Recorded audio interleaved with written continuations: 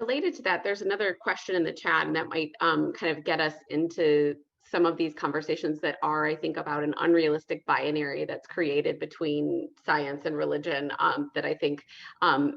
plays well in media sometimes, and that's why it gets the coverage it does. So Paul asks, many quote COVID skeptics object, especially to bans on religious gatherings, often pointing by contrast to no such bans or less extensive bans on restaurants, bars, and grocery stores. And the next thought is often that this shows prejudice against religion and privileges secular life.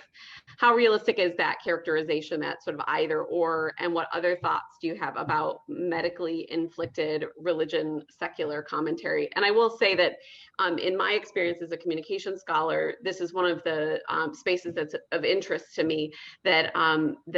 as I know many physicians and scientists of faith who talk about their work and their faith life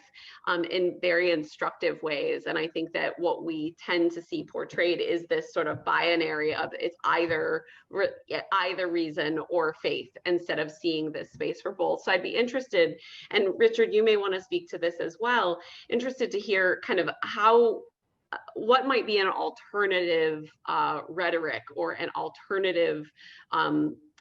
string of conversation that would allow the community to have a richer and less polarizing conversation about the relationship between faith and science in a space like this.